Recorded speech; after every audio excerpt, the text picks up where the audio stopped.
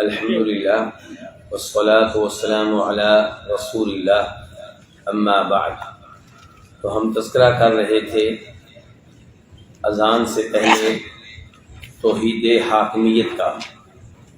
کچھ لوگوں نے یعنی کہ اخوان المسلمین نے، اور اخوان المسلمین کی سوچ سے متاثر ہے پاک و ہند میں جماعت اسلامی کے لوگ، یہ پاک و ہند میں ہوتے ہیں اور یہ مصر کی جماعت اخوان المسلمین سے متاثر ہوتے ہیں۔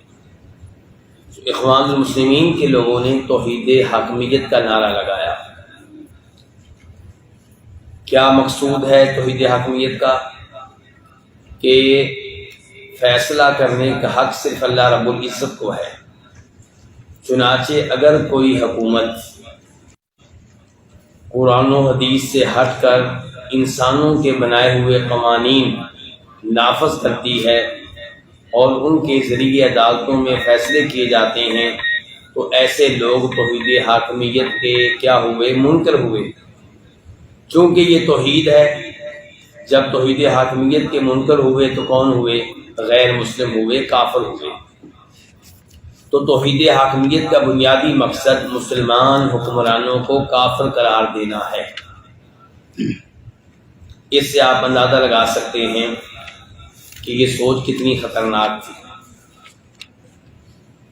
اور کتاب کے مؤلف یہ وعدے کریں گے آگے چل کر کہ یہ سوچ خوارج کی سوچ کے قریب ہے۔ خوارج نے بھی یہ کہا تھا کہ ان الحکم الا للہ، جب امیر المؤمنین جناب علی رضی اللہ عنہ اور جناب امیر معاویہ رضی اللہ عنہ کے مابین اختلاف ہوا، پھر ایک کمیٹی بنائی گئی اور طے ہوا کہ یہ کمیٹی فیصلہ کرے گی، تو خوارج جو دراصل جناب علی کے گروہ کا حصہ تھے وہ ان سے الگ ہو گئے اور انہوں نے جناب علی کو کافر قرار دے دیا، اس لیے کہ انہوں نے فیصلہ کرنے کا حق کن کو دے دیا؟ انسانوں کو دے دیا کہ انسان فیصلہ کریں گے، اور انسان فیصلہ کریں گے۔ انہوں نے کہا کہ یہ تو کفر ہے، تو جناب علی ان کی نگاہوں میں کیا ٹھہرے؟ کافر ٹھہرے۔ ہم تو الحمدللہ جناب علی سے محبت کرتے ہیں اور ان سے محبت کو ایمان کی علامت سمجھتے ہیں۔ ان لوگوں کی بات کر رہا ہوں جو خوارج ہیں، یہ ان کی سوچ ہے۔ تو کتاب کے مؤلف وعدے کر رہے ہیں کہ اخوان المسلمین نے توحید حاکمیت پہ بہت زور دیا، اور مقصود ان کا یہ تھا کہ مسلمان حکمرانوں کو کافر قرار دیا جائے اور پھر ان کے خلاف بغاوت کی جائے، خروج کیا جائے، یہ کہہ کر کہ یہ تو کافر ہو چکے۔ جبکہ توحید حاکمیت یہ چیز آپ کو سلف صالحین کے ہاں نہیں ملے گی، پرانے علماء کرام کے ہاں یہ چیز آپ کو نہیں ملے گی، لیکن اس میں کوئی شک و شبہ نہیں ہے، عقیدہ ہمارا بھی یہی ہے کہ فیصلہ کرنے کا حق صرف اللہ رب العزت کو ہے، لیکن اللہ تعالیٰ نے اپنا دستور نازل کر دیا قرآن کی شکل میں، نبی علیہ السلام کی احادیث کی شکل میں۔ اب اس کو نافذ کس نے کرنا ہے؟ انسانوں نے کرنا ہے۔ اللہ کے بتائے ہوئے جو قوانین ہیں، اللہ کے بتائے ہوئے جو اصول ہیں، انہیں نافذ کون کریں گے؟ وہ انسان ہی کریں گے۔ تو توحید حاکمیت کے کیا الگ سے تصور پیش کرنا، یہ اخوانیوں کی سوچ تھی۔ تو کہہ رہے ہیں ہمارے یہ شیخ ڈاکٹر عبدالسلام، کہتے ہیں کہ اس موضوع پر، بلکہ یہاں سے پڑھتے ہیں تاکہ بات مزید واضح ہو جائے، میں کہوں گا کہ اخوان المسلمین کی جماعت نے شیخ محمد بن ابراہیم رحمہ اللہ کی علمی جہود کے اس حصے کو خوب نمایاں کیا جسے وہ حاکمیت کا نام دیتے ہیں، اور اس موضوع پر بہت کچھ لکھا تاکہ شیخ کی علمی جہود کو انہی مسائل میں ابھارا جائے، کیونکہ وہ یہ خیال کرتے تھے وہ کون؟ اخوان المسلمین کے لوگ، کیونکہ وہ یہ خیال کرتے تھے کہ شیخ کا کلام، شیخ کون سے؟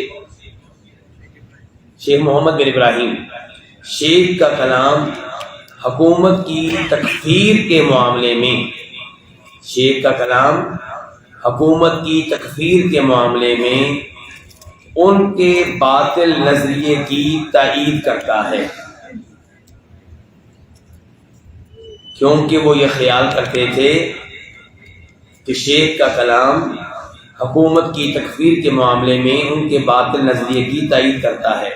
ان کے اخوانیوں کی یہ سوچ تھی کہ شیخ محمد بن ابراہیم کی وہ گفتگو جس کا حاکمیت سے تعلق ہے اسے لوگوں کے سامنے پیش کیا جائے، خوب اس کا چرچا کیا جائے، کیونکہ وہ سمجھتے تھے کہ شیخ کا یہ کلام ان کے غلط نظریے کی تائید کرتا ہے، وہ کیا کہ حکمرانوں کو کافر قرار دینا۔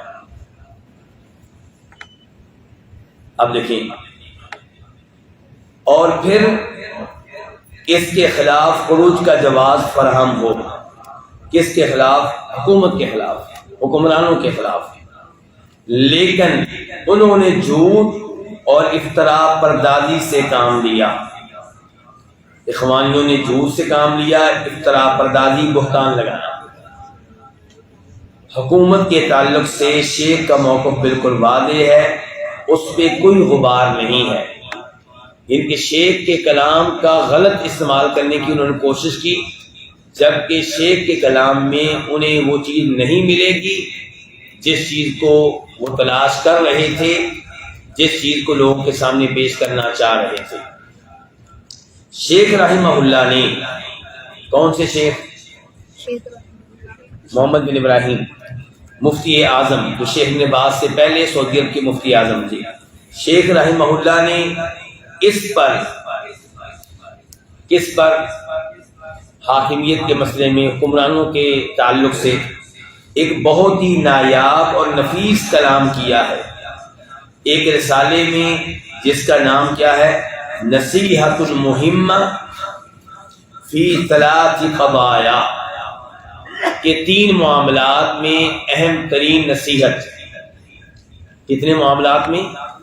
3 معاملات میں اہم ترین نصیحت۔ یہ کون سے 3 معاملات ہیں؟ یہ آپ جلدی سے نوٹ کرنا چاہیں تو کر سکتے ہیں، اور یہ بتا دوں کہ یہ جو کتاب ہے نصیحۃ المہمہ فی ثلاث قضایا، یہ اصل میں 5 علماء کرام کی گفتگو ہے۔ کتنے علماء کرام کی؟ یعنی کہ یہ گفتگو ایک ہی وقت میں کتنے علماء کرام کر رہے ہیں؟ 5 علماء کرام کی گفتگو ہے۔ ایسا نہیں ہے کہ ایک عالم دین کی گفتگو ہو پھر دوسرے کی پھر تیسرے کی، نہیں، گفتگو ایک ہی ہے، لیکن وہ 5 علماء کرام کا اتفاق ہے۔ اچھا، اب وہ 3 معاملات کون سے ہیں اور 5 علماء کرام کون سے ہیں؟ جلدی میں نام بتاؤں گا، آپ نہ لکھیں کیونکہ پھر ہم لیٹ ہو جائیں گے، لیکن سن لیں۔ نمبر 1 شیخ سعد بن عتیق، نمبر 2 شیخ عبداللہ العنقری، نمبر 3 شیخ محمد بن ابراہیم آل شیخ، یہی جن کا ہم تذکرہ کر رہے ہیں، نمبر 4 محمد بن عبداللطیف آل شیخ، نمبر 4 عمر بن سلیم۔ یہ 5 علماء کرام نے مل کر اس کتاب میں گفتگو کی ہے۔ اچھا، گفتگو کی ہے کتنے امور میں؟ 3۔ وہ امور کیا ہے؟ نمبر 1 القول علی اللہ بغیر علم، بغیر علم کے اللہ کی طرف کوئی بات منسوب کر دینا، اور اس کے ضمن میں گفتگو کی گئی ہے ان لوگوں پہ جو علماء کرام پہ تہمت لگاتے ہیں کہ علماء کرام جو ہیں یہ مداہنت کرتے ہیں۔ یہ کیا کرتے ہیں؟ مداہنت کرتے ہیں، یعنی کہ حکمران شریعت کے خلاف کوئی کام کریں تو یہ خاموشی اختیار کر لیتے ہیں، یہ بولتے نہیں ہیں، یہ کوئی مظاہرہ نہیں کرتے، کوئی احتجاج نہیں کرتے، سڑکوں پہ نہیں آتے۔ آج بھی یہ سوچ پائی جاتی ہے، جبکہ حق بات یہ ہے کہ علماء حق، مثال کے طور پہ سعودی عرب کے علماء کرام جو بڑے علماء کرام ہیں، یہ اگر کہیں پہ کوئی کمی کوتاہی پائی جاتی ہے تو اپنا حق ادا کرتے ہیں، لیٹر لکھ دیا، الگ سے ملاقات کر کے نصیحت کر دی. لیکن اخوانی چاہتے ہیں کہ نہیں، سڑکوں پہ آئیں علماء کرام، پبلک کو بھی باہر لے کر آئیں، بغاوت ہو، نعرے لگیں حکمرانوں کے خلاف. اور یہ سوچ کتاب و سنت کے خلاف ہے، اور ایسا کام سعودی علماء کرام نہیں کرتے، سلفی علماء کرام ایسا کام نہیں کرتے. کیونکہ قرآن و سنت میں جہاں پہ یہ آیا ہے کہ آپ نے برائی سے روکنا ہے، نیکی کی دعوت دینی ہے، وہاں پہ یہ بھی آیا ہے کہ حکمرانوں کی اطاعت کرنی ہے، اور غلطی ہو جائے تو انہیں اچھے انداز سے نصیحت کرنی ہے. اور وہ تبھی مفید ہوگی جب آپ ان کو خفیہ طور پہ علیحدگی میں نصیحت کریں گے. لوگوں کے سامنے گفتگو کرنا یہ کوئی نصیحت نہیں ہے، بلکہ لوگوں کو مسلمان حکمرانوں کے خلاف ابھارنا ہے، اور ایسا کام مسلمان ممالک میں نہیں ہونا چاہیے. تو یہ ہے پہلا معاملہ. دوسرا معاملہ، خلافت کے اور بیعت کے حقوق، حقوق الامامتی والبیعہ، خلافت کے اور بیعت کے حقوق. وما یجب لولی الامر علی رعیتہ وما یجب لهم علیہ، حکمرانوں کے کیا حقوق ہیں اور پبلک کے کیا حقوق ہیں. یہ دوسرا معاملہ ہوا. تیسرا معاملہ کہ مسلمانوں کے مابین اختلاف پیدا کرنے سے بچا جائے، اور اس بات کی وضاحت کہ مسلمان کو قتل کرنا ناجائز ہے، مسلمان کی بڑی عزت ہے شریعت میں، اور مسلمان کے کیا حقوق ہیں. تو یہ تین معاملات ہیں جن میں یہ کتاب ہے. اور یہ کتاب لکھنے والے رائٹر کون ہیں؟ کیوں جی بیٹا کون ہے؟ پانچ علماء کرام. کتنے علماء کرام؟ پانچ علماء کرام. ان میں سے ایک ہے شیخ محمد بن ابراہیم. اب دیکھیں، شیخ رحمہ اللہ نے اس پر ایک بہت ہی نایاب اور نفیس کلام کیا ہے ایک رسالے میں، جس کا نام کیا ہے؟ نصیحۃ المہمہ فی ثلاث قضایا، جس میں حکام کے تعلق سے اپنے موقف کا ذکر کرتے ہوئے ان کی اطاعت و فرما برداری کو واجب قرار دیا ہے. کس نے؟ شیخ محمد بن ابراہیم نے، باقی چار علماء کرام کے ساتھ ساتھ، بشرط یہ کہ اللہ کی معصیت کا حکم نہ ہو، یعنی کہ حکمرانوں کی ہر بات مانی جائے گی سوائے اس بات کے جو اللہ کی نافرمانی پہ مشتمل ہو. اب جب بھی حکمران غلط بات کہے گا، غلط بات کا آرڈر دے گا، مثال کے طور پہ حکمران کہتا ہے داڑھی کو مونڈ لو، داڑھی کو مونڈ لو، تو اب کیا کریں گے؟ آپ کہاں مظاہرہ کریں گے؟ جی مظاہرہ نہیں کیا جائے گا، احتجاج نہیں کیا جائے گا. حکمران نے کہا داڑھی مونڈ لو، آپ نہیں مونڈیں گے. اور جو بڑے لوگ ہیں، بڑے علماء کرام ہیں، وہ حکمران سے ملاقات کریں گے اور علیحدگی میں حکمران کو سمجھائیں گے کہ بھائی داڑھی مونڈنا یا آپ نے جو آرڈر دیا ہے غلط ہے، شریعت کے خلاف ہے، تو یہ آرڈر آپ واپس لیں. اس کو سمجھائیں گے، نصیحت کریں گے، وہ مان لے الحمدللہ، نہ مانے تو صبر کیا جائے گا. ورنہ کوئی بھی مسلمان حکمران کہیں پہ بھی فرشتہ نہیں آئے گا. کسی نہ ہر مسلمان حکمران سے کسی نہ کسی مسئلے میں غلطی ہوگی، ہو سکتی ہے. تو ایک غلطی کو پکڑ کے اگر آپ کہیں گے اس کا تختہ الٹا جائے، اس کو اقتدار سے ہٹایا جائے، تو پھر نیا آئے گا وہ بھی غلطی کرے گا، اس کو بھی ہٹایا جائے، تو کھیل تماشا لگا رہے گا. مسلمان کمزور ہو جائیں گے، اور شریعت کی خلاف ورزی بھی ہے، قرآن و حدیث کی خلاف ورزی بھی ہے. تو یہ کلام جسے شیخ رحمہ اللہ نے اس رسالے میں، کون سے رسالے میں؟ نصیحہ مہمہ فی ثلاث قضایا. تو یہ کلام جسے شیخ رحمہ اللہ نے اس رسالے میں یا اس طرح اپنے دیگر رسالوں میں تحریر کیا ہے، جو کلام کو کاٹ دے وہی حاکمیت کے باب میں فی الحقیقت شیخ رحمہ اللہ کی علمی جہود ہیں. لیکن ان لوگوں کی مثال، کن لوگوں کی؟ اخوانیوں کی، ان لوگوں کی مثال ان لوگوں کی طرح ہے جنہوں نے اپنی انگلی تورات کی اس آیت پر رکھ کر اسے ڈھک دیا تھا جو زانیوں کے رجم کے بارے میں واضح طور پہ نازل ہوئی تھی تاکہ اسے چھپا دیں۔ یہ نیچے حدیث دیکھیں، اس سے آپ کو معاملے کی سمجھ آ جائے گی۔ نیچے حدیث ہے اور حدیث کا ترجمہ بھی ہے اگلے صفحے میں۔ نیچے حاشیہ دیکھیں، یہودی رسول اللہ صلی اللہ علیہ وسلم کے پاس آئے اور کہا کہ ان میں سے ایک مرد اور ایک عورت نے زناکاری کی ہے۔ کن میں سے؟ یہودیوں میں سے۔ یہودیوں نے اللہ کے رسول سے کہا صلی اللہ علیہ وسلم کہ ہم میں سے ایک مرد ایک عورت نے کیا کی ہے؟ زناکاری کی، بدکاری کی ہے۔ نبی کریم صلی اللہ علیہ وسلم نے ان سے پوچھا کہ تورات میں رجم کے متعلق کیا حکم ہے؟ رجم کس کو کہتے ہیں؟ پتھر مار مار کر ختم کرتے ہیں۔ انہوں نے کہا کہ ہم انہیں رسوا کرتے ہیں۔ کن کو؟ بدکاری کرنے والوں کو، زنا کرنے والوں کو ہم تو اسے رسوا کرتے ہیں، بےزتی کرتے ہیں، کوڑے لگاتے ہیں۔ عبداللہ بن سلام نے کہا، عبداللہ بن سلام کون ہے؟ جو پہلے یہودی عالم تھے اب کیا ہو چکے ہیں؟ مسلمان۔ یہ بھی پاس کھڑے تھے۔ انہوں نے کہا کہ تم جھوٹے ہو۔ کس کو کہا تم جھوٹے ہو؟ یہودیوں سے۔ اس میں رجم کا حکم موجود ہے، کس میں؟ تورات میں۔ میں آپ کی توجہ چاہتا ہوں ذرا دھیان سے۔ چنانچہ وہ تورات لائے اور اسے کھولا، لیکن ان کے ایک شخص نے اپنا ہاتھ ایت رجم پر رکھ دیا۔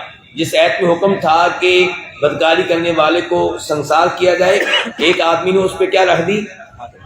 ہاتھ رکھ دیا، اور اس سے پہلے اور بعد کا حصہ پڑھ دیا۔ پہلے کا حصہ بھی پڑھ دیا اور اس ایت کے بعد کا حصہ بھی پڑھ دیا، اور کہا تورات میں تو کوئی ایسی چیز نہیں ہے۔ عبداللہ بن سلام نے اس سے کہا کہ اپنا ہاتھ اٹھاؤ۔ اس نے اپنا ہاتھ اٹھایا تو اس کے نیچے رجم کی آیت موجود تھی۔ پھر انہوں نے کہا کہ اے محمد صلی اللہ علیہ وسلم، آپ نے سچ فرمایا کہ اس میں رجم کی آیت تو موجود ہے۔ چنانچہ نبی علیہ السلام نے حکم دیا اور دونوں رجم کیے گئے۔ میں نے دیکھا کہ مرد عورت کو پتھروں سے بچانے کی کوشش میں اس پر جھک رہا تھا۔ یہ کون کہہ رہے ہیں؟ عبداللہ بن عمر کہہ رہے ہیں۔ تو اب یہودیوں نے، اس یہودی نے کیا کام کیا؟ چھپانے کی کوشش کی نا اس ایت کو۔ تو اخوانیوں نے، ڈاکٹر عبدالسلام کہتے ہیں، شیخ محمد بن ابراہیم کا وہ کلام چھپانے کی کوشش کی جس کلام میں وہ واضح طور پہ کہہ رہے ہیں کہ حکمرانوں کی بات مانی جائے، ان کی اطاعت کی جائے، البتہ ان کی وہ بات نہیں مانی جائے گی جو نافرمانی پہ مشتمل ہو۔ تو ان کی یہ حرکت یہودیوں کی حرکت سے ملتی جلتی ہے۔ یہ کہہ رہے ہیں کون؟ ڈاکٹر عبدالسلام رحمہ اللہ۔ چلیں جی، اور یہ حاکمیت کی اصطلاح خود اس پر لوگوں کے اعتراضات ہیں۔ یہ جو توحید حاکمیت نکالی ہے، اس پہ لوگوں کے کیا ہیں؟ اعتراضات ہیں۔ اس پر بہت سارے مفکرین اور سکالرز نے کلام کیا ہے، اعتراض کیا ہے۔ ڈاکٹر محمد امارہ، یہ کون ہے ڈاکٹر محمد امارہ؟ یہ ازہر کے بڑے علماء کرام میں سے ایک ہیں، عضو ہیئت کبار العلماء بالازہر، اور یہ فوت ہوئے ہیں 2020 میں۔ آج سے کتنے سال پہلے؟ 2 سال پہلے۔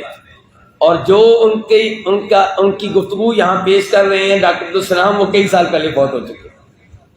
تو ڈاکٹر محمد امارہ نے اس کے بارے میں کہا ہے، کس کے بارے میں بیٹا؟ توحید حاکمیت کے بارے میں کہا ہے کہ یہ ہمارے قدیم علمی وراثت اور جدید اجتہاد کے اندر ایک اجنبی شعار ہے جسے تھوپا گیا ہے۔ شعار کا معنی آپ کر سکتے ہیں سلوگن۔ شعار کا معنی آپ کیا کر سکتے ہیں؟ سلوگن۔ اچھا، یہ کہہ رہے ہیں ڈاکٹر محمد امارہ کہ یہ توحید حاکمیت، توحید حاکمیت، توحید حاکمیت، یہ ایک جدید سلوگن ہے۔ یہ ہماری پرانی کتابوں میں یہ چیز آپ کو نہیں ملے گی، اور جدید علماء کرام نے جو اجتہاد کیا ہے، کتب لکھی ہیں، وہاں پہ بھی یہ چیز آپ کو نہیں ملے گی۔ یہ اخوانیوں نے یہ چیز پیش کی ہے۔ یہ کون کہہ رہے ہیں؟ ڈاکٹر محمد امارہ۔ کہاں کے؟ مصر کے۔ اور اخوانی کہاں سے نکلے؟ ہاں، تو ڈاکٹر عبدالسلام نے یہاں پہ مصر ہی کے بڑے عالم دین کا نام لیا، مفکر کا نام لیا، عالم دین تو نہیں ہم کہیں گے، مفکر کا، اسکالر، ادیب کا نام لیا. یعنی کہ انہوں نے کہا کہ میں نے عربی ادب کی کتب پڑھی ہوئی ہیں، یہ پہلے چیز نہیں ملتی، نئی چیز آئی ہے. پھر کہتے ہیں، کون کہتے ہیں؟ ڈاکٹر عبدالسلام کہتے ہیں کہ محمد سعید اشماوی، یہ بھی مصر کے ہیں، اور یہ 2013 میں فوت ہوئے ہیں. کتنے سال پہلے؟ آج سے 9 سال پہلے. اور احمد کمال جو ہیں یہ 2019 میں فوت ہوئے ہیں، آج سے 3 سال پہلے.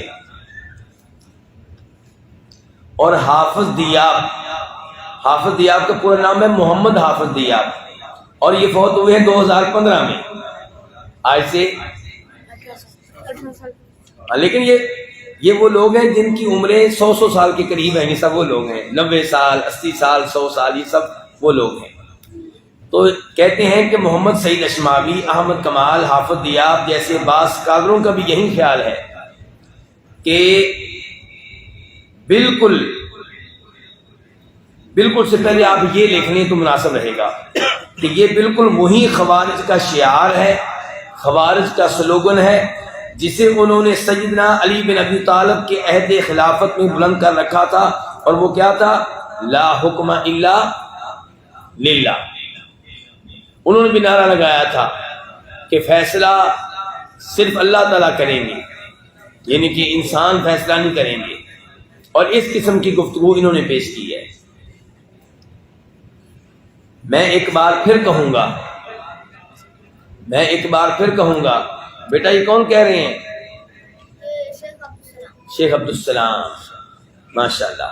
میں ایک بار پھر کہوں گا کہ جب میں نے دیکھا کہ ان جماعتوں کا یہ بدنما کردار، بدنما یعنی کہ برا، بدصورت، بد شکل، یہ بدنما کردار ہمارے نوجوانوں پر برا اثر ڈال رہا ہے، اور وہ ان کھوکھلے نعروں اور شعاروں کے دھوکے میں مبتلا ہو رہے ہیں. یعنی کہ یہ بظاہر یہ نعرہ بہت اچھا لگتا ہے نا لوگوں کو. جیسے میں آپ کو تھوڑا سا اشارہ کروں کہ مسلمان ممالک میں جو لوگ امریکہ کے خلاف نعرہ لگا دیں تو لوگ ان کو کیا سمجھتے ہیں؟ ہیرو.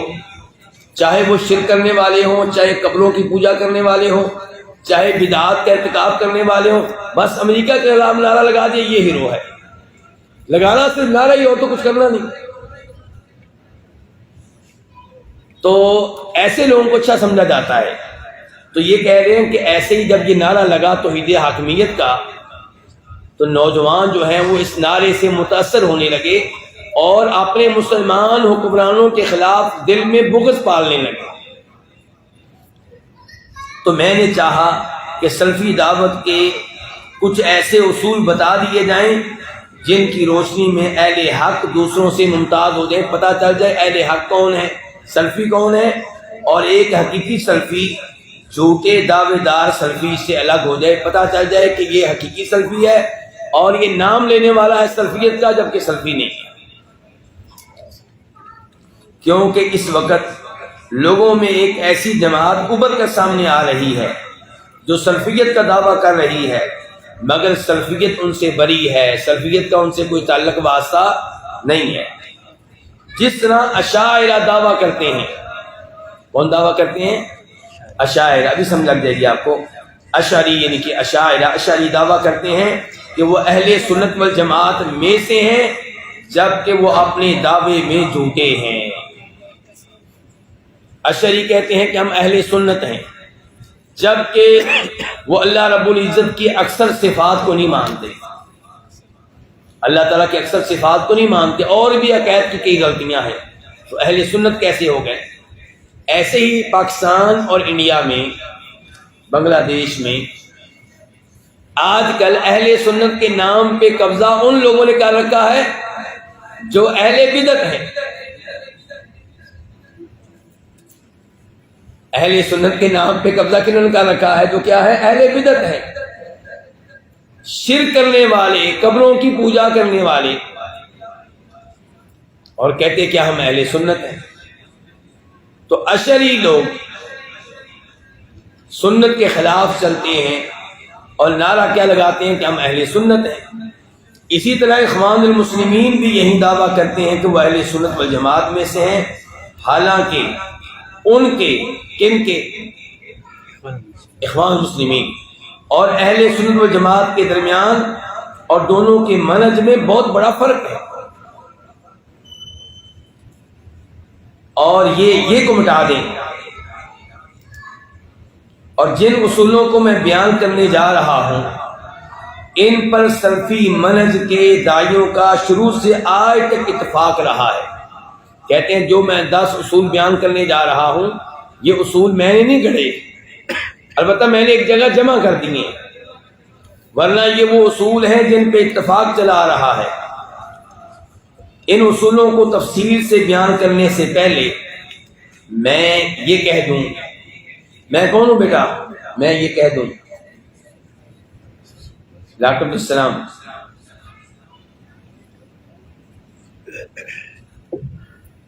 ان اصولوں کو تفصیل سے بیان کرنے سے پہلے میں یہ کہہ دوں کہ جس سلفیت کی طرف ہم دعوت دیتے ہیں وہ موجودہ دور میں پائی جانے والی مختلف اسلامی حزبی جماعتوں اور تنظیموں کی طرح نہیں ہے، کیونکہ سلفیت تمام مسلمانوں کی جماعت ہے. چنانچہ جو بھی سلفی عقیدے کا حامل ہو اور اس کی پابندی کرتا ہو وہ واقعی اور حقیقت میں سلفی ہے. ہم کسی میں کوئی تفریق نہیں کرتے. ہمارے یہاں علماء اور حکام کے اندر کوئی ٹکراؤ نہیں ہے. یہ جو الفاظ ہے نا، ہمارے یہاں علماء اور حکام کے اندر کوئی ٹکراؤ نہیں ہے، اس کے نیچے آپ لکیر کھینچ سکتے ہیں. یہ ترجمہ مناسب نہیں ہو سکا یہاں پہ، لیکن وقت کی کمی کی وجہ سے اب میں تفصیل میں نہیں جاؤں گا. ہم اپنے اصولوں میں سے کچھ بھی نہیں چھپاتے. اخوان المسلمین اور اس کے قسم کی تنظیمیں جو ہیں اپنی کئی چیزیں چھپاتی ہیں، خفیہ رکھتی ہیں. تو سلفیت اور ان میں یہ بھی ایک فرق رہتا ہے کہ سلفی لوگوں کے پاس چھپانے کے لیے کچھ نہیں ہوتا. ان کی ہر چیز کیا ہوتی ہے؟ واضح ہوتی ہے، عام ہوتی ہے، کیونکہ قرآن و حدیث سے لی گئی ہے. یہ لوگ کچھ چیزیں چھپاتے ہیں، نہیں چاہتے کہ وہ چیزیں پولیس کو معلوم ہوں، نہیں چاہتے کہ وہ چیزیں حکمرانوں کو معلوم ہوں. ہم جسے مانتے ہیں وہ سب کتابوں میں محرر ہے، انہیں کیسٹوں میں سن سکتے ہیں. ہمارے یہاں نہ کوئی پراسرار تنظیم ہے اور حکومت کے سوا نہ کوئی دوسری سیاسی پارٹی اور جماعت ہے. یہاں پہ بھی ترجمہ آخر میں کوئی ان کے تھوڑا سا اس کے اوپر غور کرنے والا ہے. اس کے بعد ہم علماء سلف کے ساتھ جڑے رہنے کو ایک ضروری امر سمجھتے ہیں. یہ بڑی اہم بات ہے، سلفی علماء کرام کے ساتھ جڑ کر رہیں اور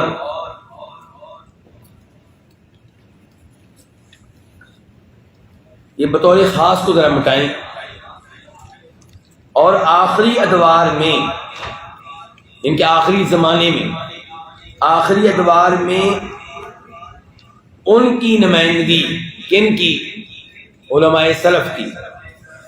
ان کی نمائندگی نجدی دعوت کے علماء کرام کر رہے ہیں.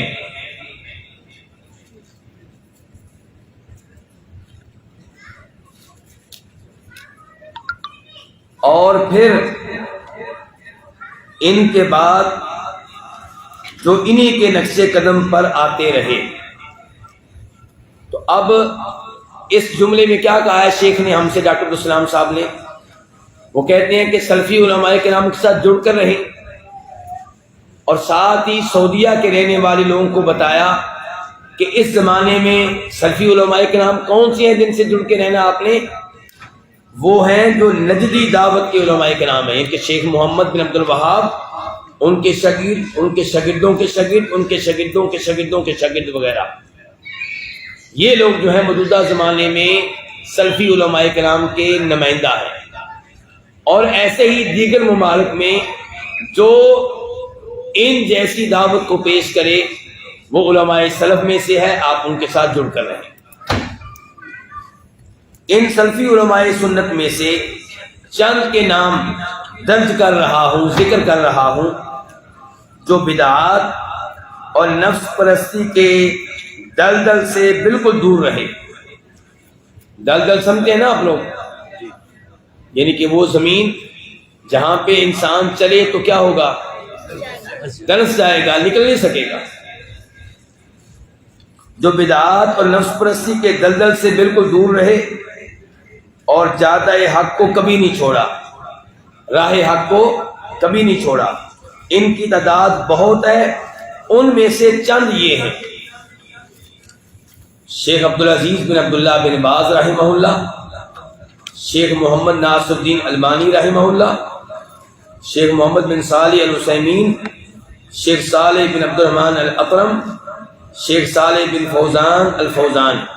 جو پہلے چار ہم نے پڑھے ہیں وہ فوت ہو چکے ہیں، جو اب پڑھے ہیں آخری یہ زندہ ہیں۔ شیخ صالح بن فوزان الفوزان یہ کیا ہے؟ حیات ہے، زندہ ہے۔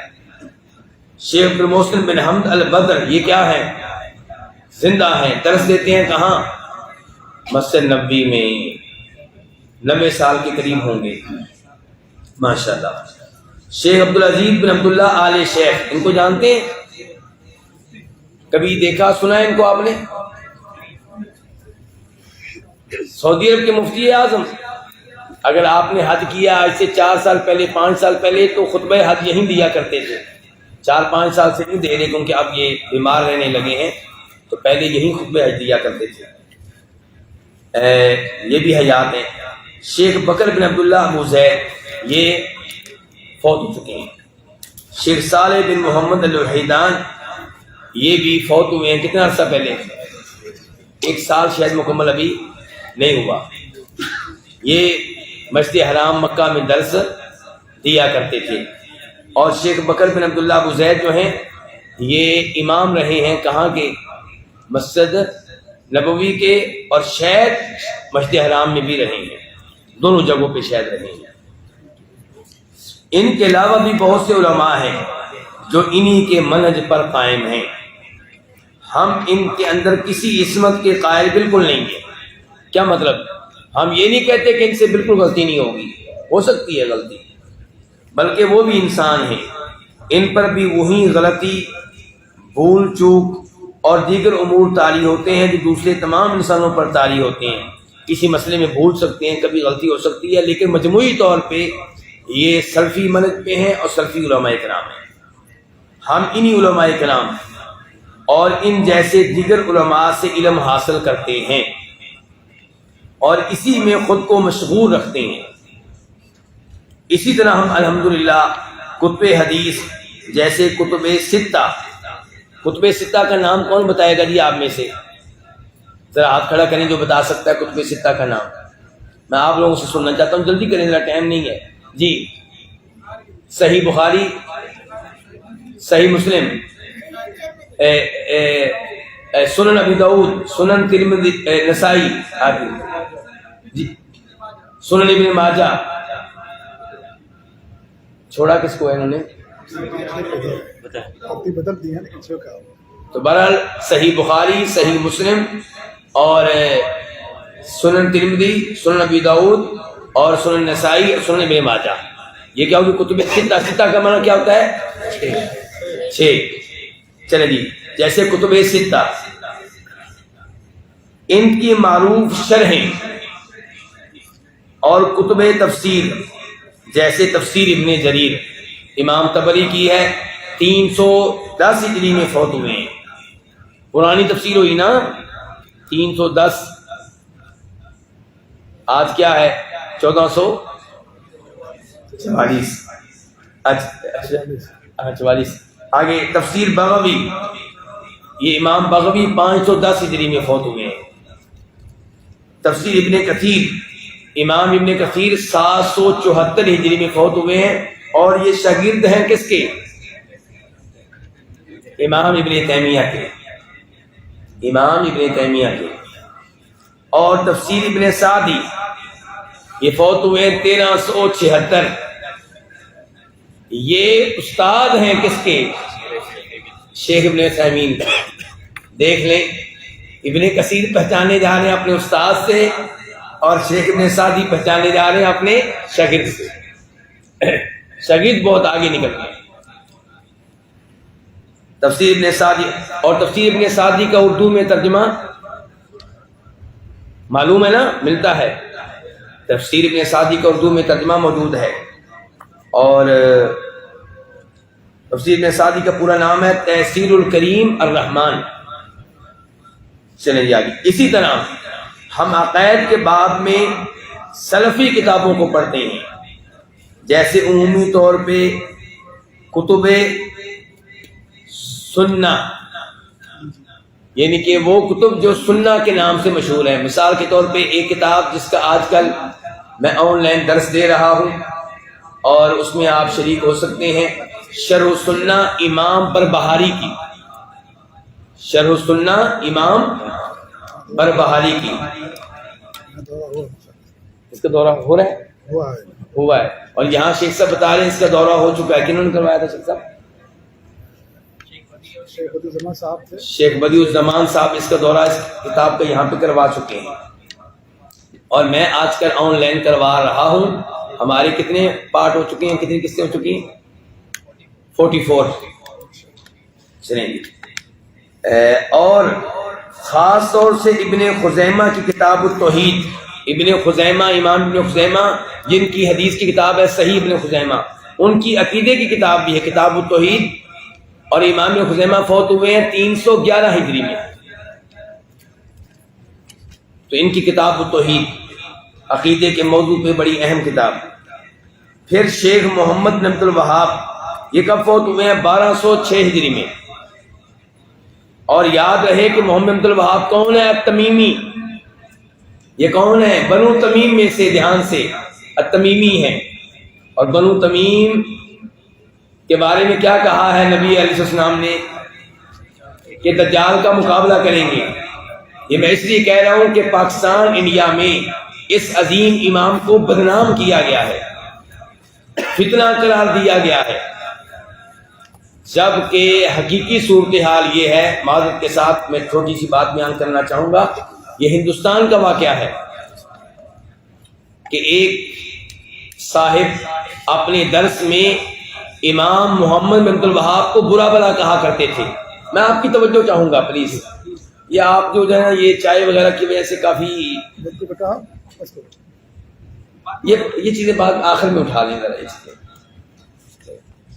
ذرا سنیے. محمد بن عبد الوہاب رحمہ اللہ کو برا بھلا کہا کرتا تھا وہ امام مسجد کا خطیب. تو ایک صاحب بڑے سمجھدار تھے، عقل مند تھے. دعوت میں عقل مندی کی بہت ضرورت ہے، حکمت کی ضرورت ہے. وہ کتاب التوحید کا پہلا صفحہ پھاڑ کر کتاب التوحید اس مولوی صاحب کے پاس لے گئے، یعنی کہ رائٹر کا نام مٹا ڈالا. رائٹر کون تھے؟ محمد عبد الوہاب. اب رائٹر کے نام کے بغیر کتاب پیش کی.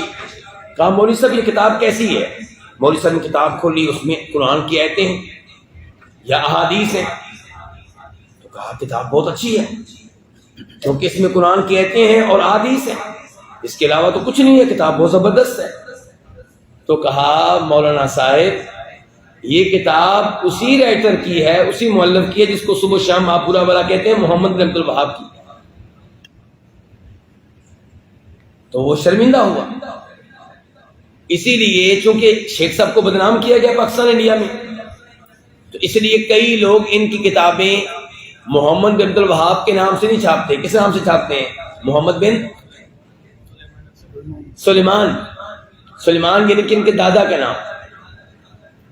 عبد الوہاب والد کا نام درمیان سے ڈیلیٹ کر دیتے ہیں اور محمد بن سلیمان تمیمی لکھ دیتے ہیں تاکہ لوگ ہدایت پا جائیں، لوگ عقیدہ اپنا ٹھیک کر لیں. کیونکہ وہ کہتے ہیں نا بد سے بدنام برا، تو اس لیے یہ طریقہ اختیار کیا. تو یہ بہت عظیم امام ہیں. ان کو دیکھیں 300 سال ہو چکے ہیں اور سعودیہ کے لوگ عقیدے میں ماسٹر ہیں، عقیدے میں ٹھیک ہیں. قبر پرستی نہیں ہے، دربار نہیں ہے. اللہ کے فضل و کرم کے بعد اس میں بہت بڑا ہاتھ ہے آخری زمانے میں محمد بن عبد الوہاب رحمہ اللہ کا، ان کی کتب کا. تو شیخ محمد عبد الوہاب کی کتاب التوحید اور شیخ کی دیگر تمام کتابیں، جن کی ان کی اور بھی کتابیں ہیں بہت مفید ہیں، قواعد الاربعہ، الاصول الثلاثہ، کشف الشبہات وغیرہ. پھر شیخ الاسلام ابن تیمیہ اور ابن القیم کی تمام کتابیں، اسی طرح شیخ محمد بن عبد الوہاب سے لے کر آج تک کے تمام ائمہ دعوت کی کتابیں پڑھتے ہیں. محمد بن عبد الوہاب کے بعد ان کے بیٹے، ان کے پوتے وغیرہ جتنے، ان کو ائمہ دعوت کہا جاتا ہے، ان کے سلفی دعوت کے علماء. تو ان سب کی کتابیں بڑی شاندار ہیں. اور علماء دعوت سے ہماری مراد یہی لوگ ہیں جن کا تذکرہ اوپر ابھی گزرا ہے، شیخ ابن باز وغیرہ، شیخ محمد بن ابراہیم وغیرہ. آگے کہتے ہیں ہم فقہ کی کتابیں بھی پڑھتے ہیں، حدیث کی بھی پڑھتے ہیں، عقیدے کی بھی پڑھتے ہیں، تفسیر کی بھی پڑھتے ہیں. اب کیا کہتے ہیں، کون سی کتابیں پڑھتے ہیں؟ فقہ کی. اور ان میں خاص طور سے زاد المستقنع کو یاد کرنے پر ابھارتے ہیں کہ اس کو زبانی یاد کیا جائے. اچھا، اب فقہ کی کتابیں جو ہیں یہ علماء کرام کے اقوال ہوتے ہیں.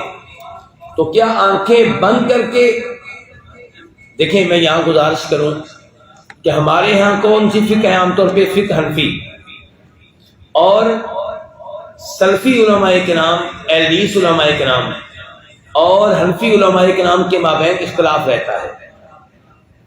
سلفی علماء کرام حنفی فقہ کی کئی کتابوں اور مسائل پہ اعتراض کرتے ہیں. اس کا سبب کیا ہے؟ اس کا سبب یہ ہے کہ ہمارے حنفی علماء کرام بزرگوں کے اقوال، امام حنیفہ رحمہ اللہ کے اقوال آنکھیں بند کر کے مانتے ہیں. ہم کہتے ہیں آنکھیں بند کر کے نہ مانیں، امام صاحب کی وہ باتیں مانیں جو قرآن و حدیث کے مطابق ہیں، اور جو باتیں قرآن و حدیث کے مطابق نہیں ہیں وہ نہ مانیں. لیکن ہم یہ نہیں کہتے کہ آپ امام صاحب کو برا بلا کہیں، نہیں، یہ ہم بالکل نہیں کہتے. اب یہاں پہ دیکھیں ان کی گفتگو، انہوں نے ذکر کیا ہے فقہ کی کتاب کا جس کا تعلق ہے حنبلیوں سے. کن سے تعلق ہے؟ بولیے ذرا. حنبلیوں سے. لیکن ساتھ ہی خبردار کیا، دیکھیں کتنی اہم گفتگو ہے. کہتے ہیں اس شرط کے ساتھ کہ دلیل کو جان کر اس کی پیروی کی جائے. کہتے ہیں فقہ کی کتاب ہماری زاد المستقنع بڑی اچھی کتاب ہے، لیکن آنکھیں بند کر کے آپ نے اس کی پیروی نہیں کرنی. دلیل جس بات کی ملے وہ آپ نے ماننی.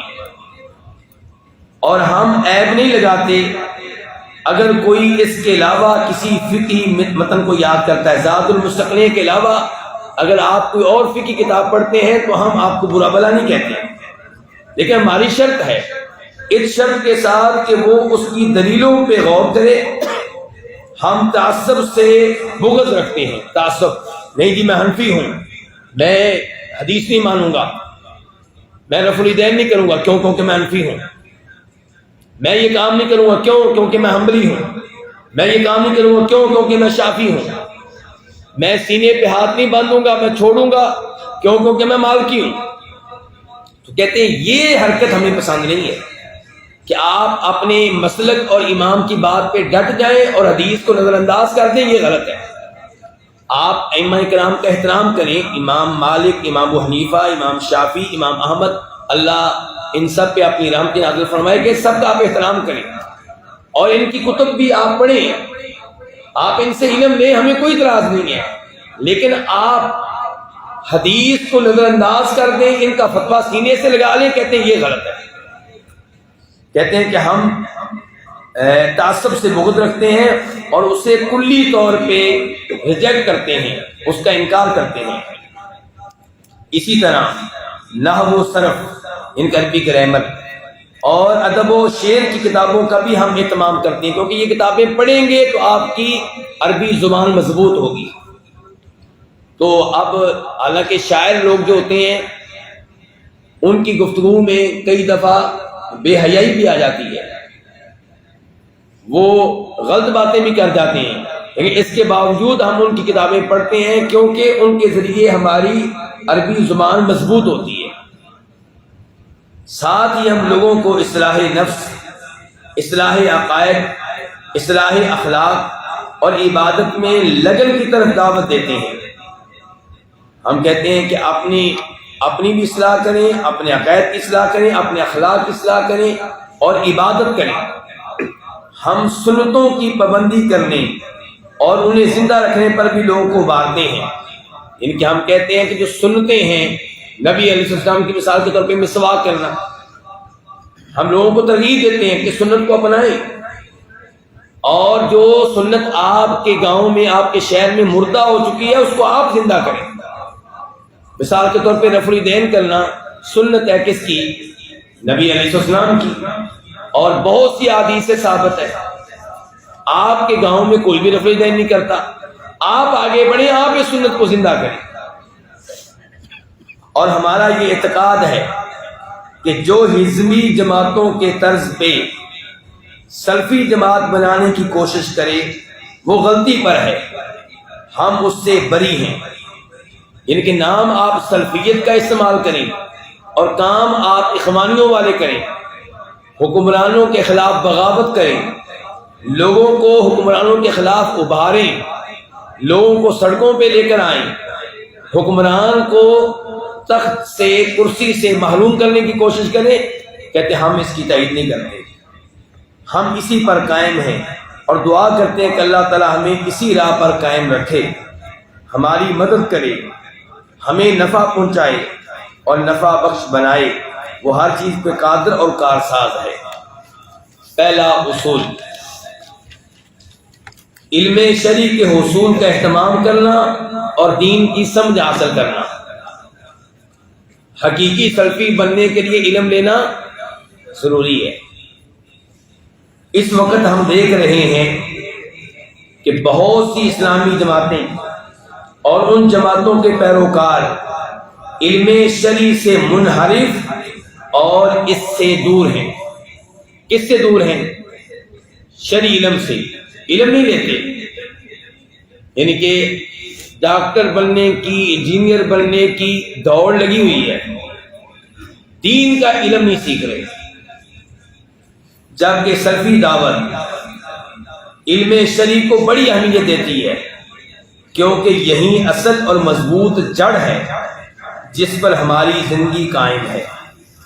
چنانچہ فرد اور سماج، معاشرہ، یعنی کہ فرد ایک آدمی اور سماج پورا معاشرہ، چنانچہ فرد اور سماج دونوں کی بنیاد اسی علم شرعی سے قائم ہے اور صالح ہو سکتے ہیں۔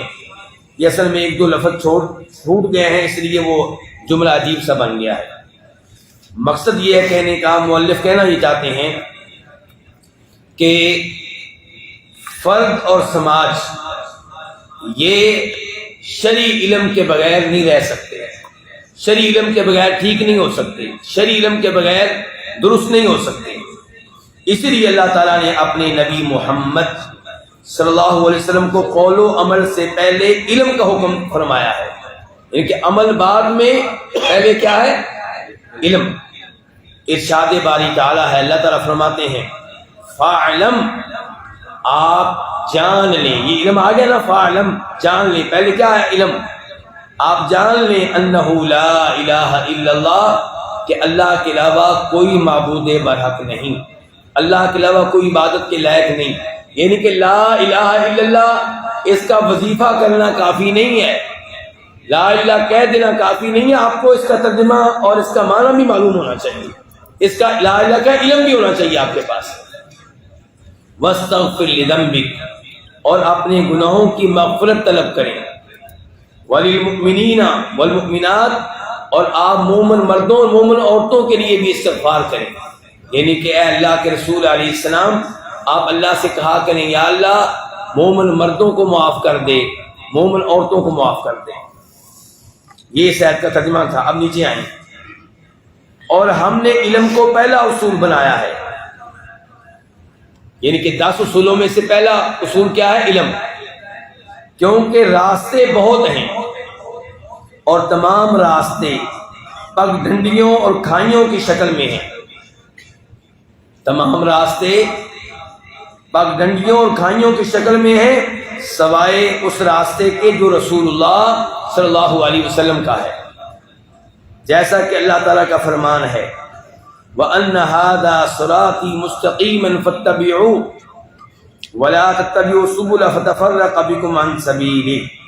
اچھا آپ دیکھیں راستے بہت ہیں نا، اللہ کے رسول نے کیا فرمایا تھا، میری امت کتنے فرقوں میں بڑھ جائے گی؟ 73۔ اب آپ نے تلاش کرنا ہے کہ کامیاب گروہ کون سا ہے، غلط گروہ کون سے ہیں۔ غلط ہیں 72 اور ایک ہے ٹھیک، تو کیسے تلاش کریں گے؟ علم ہوگا تو تلاش کریں گے نا،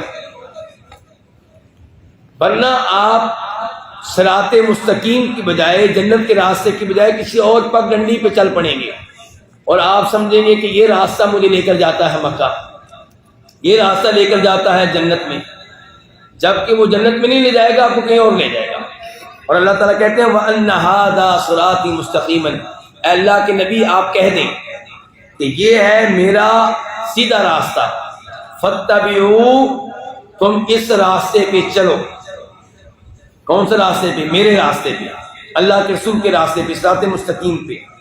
وَلَا تَتَّبِعُوا السُّبُلَ، اور دیگر راستوں پہ نہ چلو، فَتَفَرَّقَ بِكُمْ عَنْ سَبِيلِهِ، دیگر راستے تمہیں اللہ کے راستے سے ہٹا دیں گے۔ اور سنت کے اس راستے پہ چلنے کی واحد سبیل وہ علم ہے جو حقائق کو واضح کر دے اور جو اس راستے کو منور کر دے، اس راستے کو، راستوں کو نہیں، اور جو اس راستے کو منور کر دے۔ اسی لیے اللہ تعالیٰ نے فرمایا قُلْ هَٰذِهِ سَبِيلِي، ترجمہ یعنی اے محمد کہہ دیں کہ یہی میرا راستہ ہے، میرا راستہ ہے، ایک راستہ۔ اس کے بعد کیا کہا کہ قُلْ هَٰذِهِ سَبِيلِي أَدْعُو إِلَى اللَّهِ، میں اللہ کی طرف دعوت دیتا ہوں۔ میرا راستہ کیا ہے کہ میں دعوت کس کی طرف دیتا ہوں؟ اللہ کی طرف۔ عَلَىٰ بَصِيرَةٍ، بصیرت کی بنیاد پہ، علم کی بنیاد پہ، علم عَلَىٰ بصیرہ، علم علم علم، یہ پہلا اصول ہے نا۔ تو ادعو الی اللہ علی بصیرہ، کہ میں علم کی بنیاد پہ اللہ کی طرف دعوت دیتا ہوں، آنا میں بھی، ومن اتبعنی، اور میرے نقش قدم پہ چلنے والے، میرا کلمہ پڑھنے والے، میرے پیروکار بھی دین کی دعوت دیتے ہیں علم کی بنیاد پہ۔ چنانچہ اس آیت کے اندر اللہ کے اس قول علی بصیرہ یعنی علم و بصیرت کی بنیاد پر، اس سے مراد حجت و برہان ہے، اور یہی دونوں علم نافع ہیں، یعنی کہ دلیل کا علم ہونا، دلیل چاہے کتاب و سنت ہو، چاہے صحیح قیاس ہو، ان دونوں کا علم ہونا یہ ہے علم نافع۔ تو علم نافع کیا ہے؟ آپ جو مسئلہ جانتے ہیں اس کی دلیل بھی آپ کو معلوم ہو، آپ جو عقیدہ پیش کرتے ہیں اس کی دلیل بھی آپ کو معلوم ہو۔ امام احمد رحمہ اللہ فرماتے ہیں لوگوں کو حصول علم کی ضرورت کھانے پینے کی ضرورت سے بھی زیادہ ہے۔ لو جی، بڑا اہم جملہ ہے۔ آپ لوگ یہاں سعودیہ میں کیوں بیٹھے ہوئے ہیں جی؟ پاکستان انڈیا میں کیوں نہیں آتے؟ یہاں کیا لینے آئے ہیں؟ کھانے پینے کا چکر ہے نا، ریال کمانے آئے ہیں نا۔ تو امام احمد کہہ رہے ہیں اگر ریال کمانے کے لیے آپ اتنی محنت کر رہے ہیں تو دین کا علم سیکھنے کے لیے اس سے کہیں زیادہ محنت کرنی چاہیے۔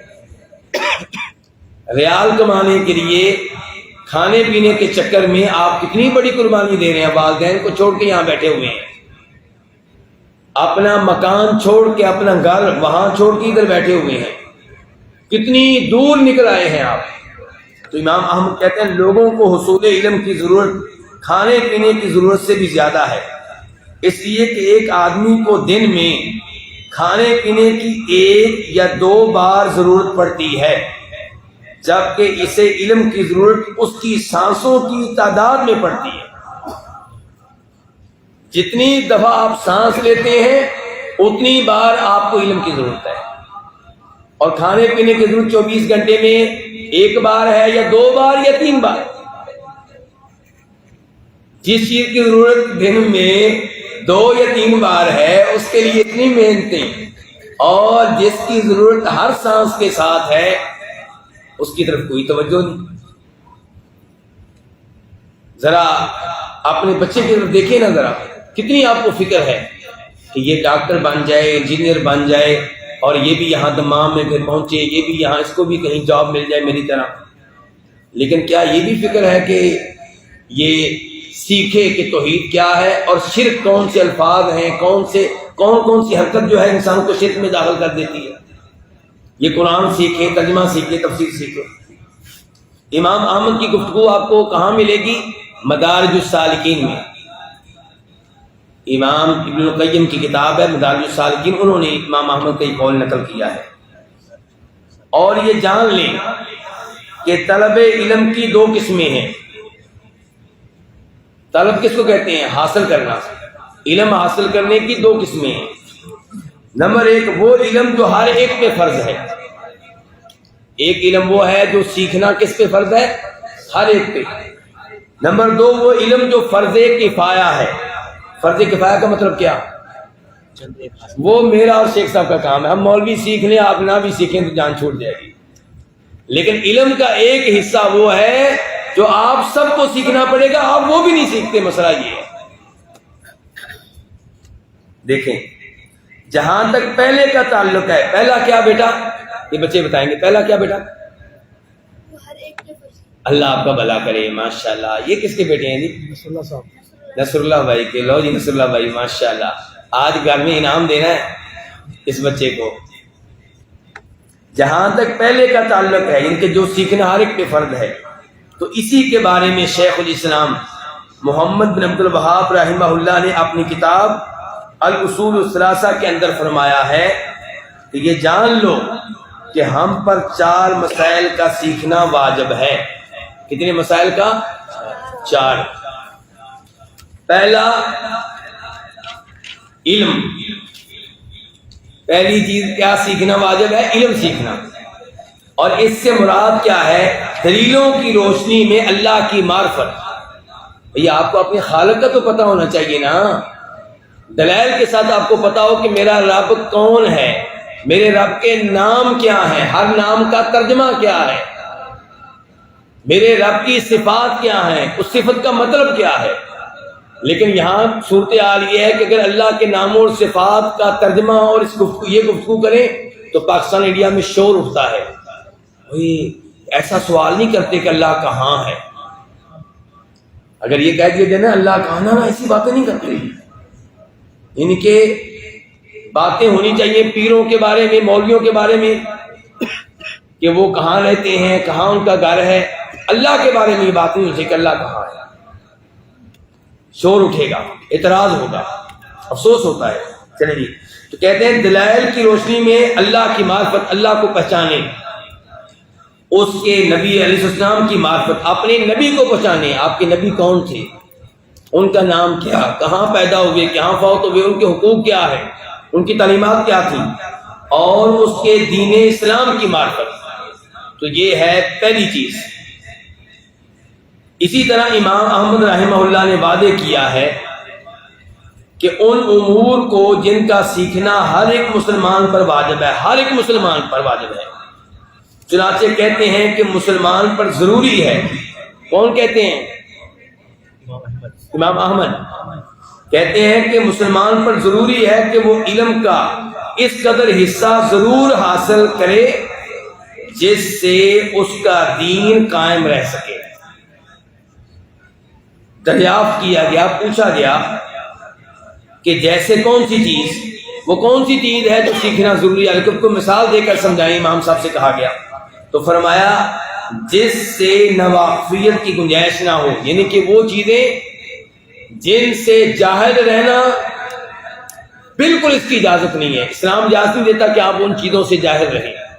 مثال کے طور پہ نماز، ہاں جی نماز پڑھنا کتنے لوگوں پہ واجب ہے، کتنے لوگوں پہ واجب نہیں ہے؟ کیوں بیٹا یہ بتائیں گے؟ سب پہ۔ اگر سب پہ نماز پڑھنا واجب ہے تو اس کا طریقہ سیکھنا بھی سب پہ واجب ہے، یہ کہنا چاہتے ہیں امام احمد۔ اور روزہ، ہاں جی روزہ رکھنا جن جن پہ واجب ہے ان پہ یہ بھی واجب ہے کہ روزے کے مسائل سیکھیں۔ روزہ کس وقت شروع ہوتا ہے، کب ختم ہوتا ہے، کن چیزوں سے ٹوٹ جاتا ہے، روزے میں کن کن چیزوں سے دور رہنا ضروری ہے. تو یہ علم لینا آپ پہ ضروری ہے ہر ایک کے، کیونکہ روزے ہر ایک نے رکھنے ہیں اور نماز ہر ایک نے پڑھنی ہے. چنانچہ ایک مسلمان پر جن امور پر عمل کرنا واجب ہے انہیں سیکھنا بھی اس کے لیے ضروری ہے، جیسے اصول ایمان اور یہ دیگر مٹا دیں دیگر، جیسے اصول ایمان اور شرائع اسلام. ایمان کے اصول کون کون جانتا ہے؟ ایمان کے اصول کتنے ہیں جی؟ ایمان کے اصول 6. اللہ پہ ایمان، فرشتوں پہ ایمان، نبیوں پہ ایمان، اور آسمانی کتابوں پہ ایمان، اور آخرت پہ ایمان، اور تقدیر پہ ایمان. دیکھیں بچے جانتے ہیں ماشاءاللہ، لیکن آپ خود جانتے ہیں کہ نہیں جانتے مجھے یہ نہیں پتا. اچھا، شرائع اسلام، نماز قائم کرنا، روزے رکھنا، حج کرنا وغیرہ یہ چیزیں. اسی طرح وہ محرمات جن سے اجتناب ضروری ہے، جن کے آپ کو پتہ ہونا چاہیے کون کون سی چیزیں حرام ہیں اور ان سے دور رہنا ضروری ہے.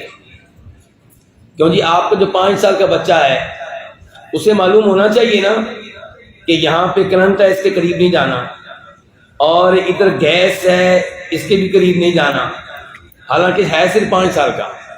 اسی طرح آپ کو بھی پتہ ہونا چاہیے یہ چیزیں حرام ہیں، ان کے قریب نہیں جانا.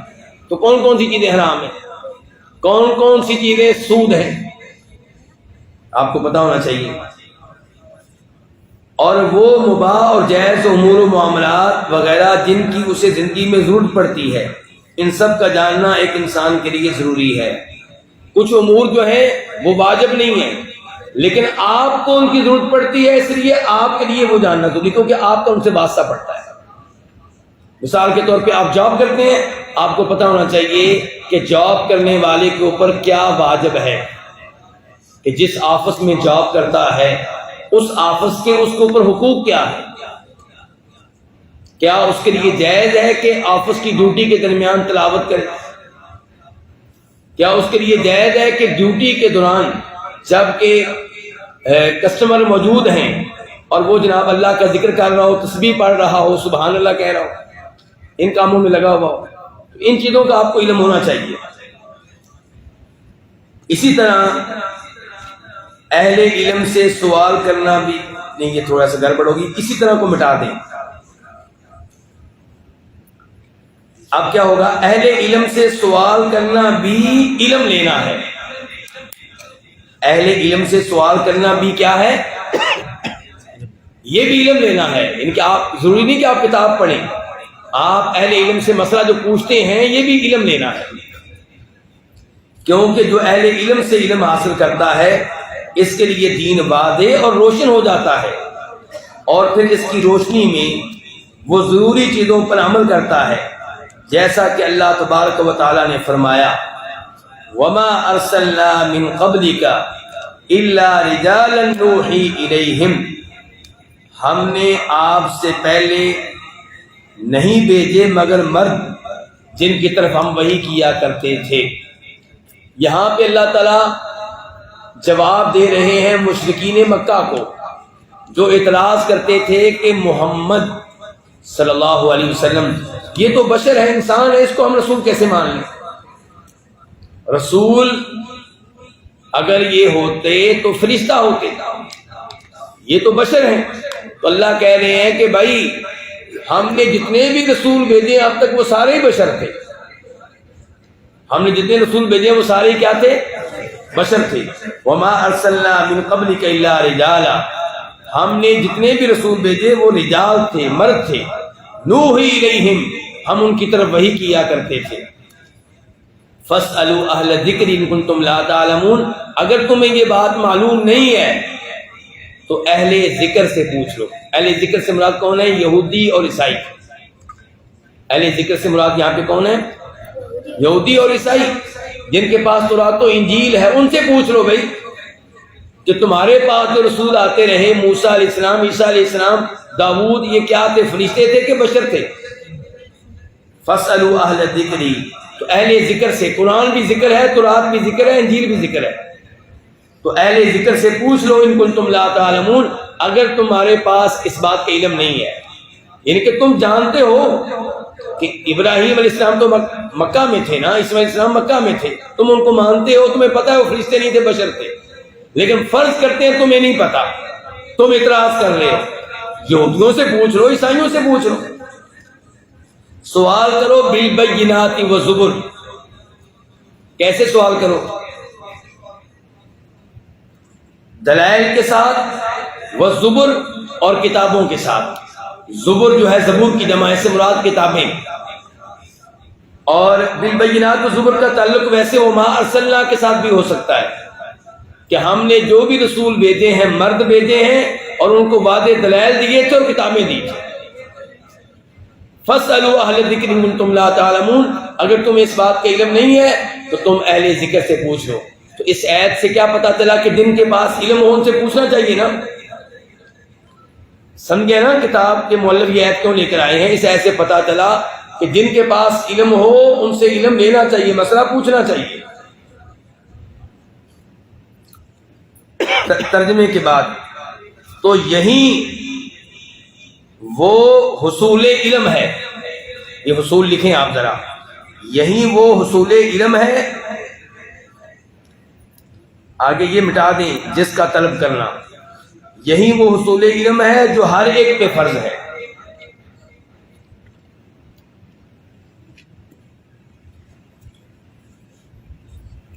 ان کی اس آیت میں جو کہا گیا نا پوچھ لو، تو یہ حصول علم ہے اور یہ ہر ایک پہ فرض ہے۔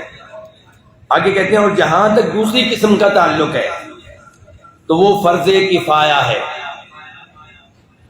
وہ پہلے کی بنسبت زیادہ ضروری نہیں ہے، البتہ راجے کی جگہ پہ لکھیں صحیح، کیونکہ کتاب کی مؤلف نے صحیح استعمال کیا ہے تو صحیح لفظ زیادہ وزنی ہے راجے کے مقابلے میں۔ البتہ صحیح قول کے مطابق اس کا حصول، کس کا حصول؟ اس علم کا جو علم فرض کفایہ ہے، جو ہر ایک کے لیے ضروری نہیں ہے۔ البتہ صحیح قول کے مطابق اس کا حصول دیگر تمام نفلی عبادتوں میں مشغول رہنے سے زیادہ افضل ہے۔ لو جی، نفل نماز پڑھنے سے زیادہ بہتر ہے کہ آپ نفلی علم لیں، یعنی کہ وہ علم جو ہر ایک پہ سیکھنا واجب نہیں ہے، وہ علم لینا نفل نماز پڑھنے سے زیادہ افضل ہے، نفلی صدقہ خیرات سے زیادہ افضل ہے۔ یہ علم کا اسلام میں مقام ہے، جیسا کہ امام احمد سے منقول ہے کہ علم سیکھنا اور سکھانا جہاد اور دیگر نفلی عبادتوں سے بہتر ہے، جہاد سے بہتر ہے۔ حالانکہ جہاد کی فضیلت آپ جانتے ہیں، لیکن علم لینا یہ جہاد سے بھی افضل ہے۔ اچھا جی، یہ امام احمد کا قول آپ کو کہاں ملے گا؟ الفروع لابن مفلح، الفروع لابن مفلح، اور ابن مفلح جو ہے یہ فوت ہوئے ہیں 763 ہجری میں، 763، اور یہ فقہ حنبلی کی کتاب ہے۔ اور ہم نے اپنے اس ملک کے اندر بعض عام بزرگوں کو دیکھا ہے۔ ہم نے، یہ ہم کون ہیں جی؟ ڈاکٹر عبدالسلام جی، شیخ عبدالسلام، بہت اچھے۔ اور ہم نے اپنے اس ملک کے اندر ماشاءاللہ، یہ بچے آج بڑے اچھے بٹھائے ہیں آپ نے ماشاءاللہ، ان کو انعام دیا جائے گا ماشاءاللہ، بہت اچھے، انعام دینا چاہیے، نام لے کر آئیں گے جی جی، ان کو انعام دے، بہت اچھے بچے بیٹھے ہیں ماشاءاللہ، مزہ آتا ہے اس طرح۔ اللہ ان بچوں کی حفاظت کرے، ان کو علماء میں سے بنائے۔ اور ہم نے اپنے اس ملک کے اندر، اس ملک سے مراد کیا ہے؟ سعودی عرب، بہت اچھے۔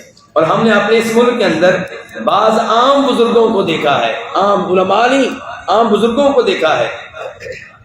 یہ جو کو مٹائیں اور اس کی جگہ پہ لکھیں کہ وہ،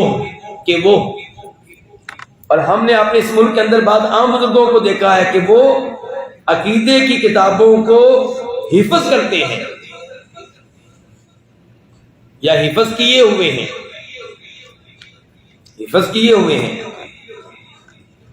جیسے اصول ثلاثہ۔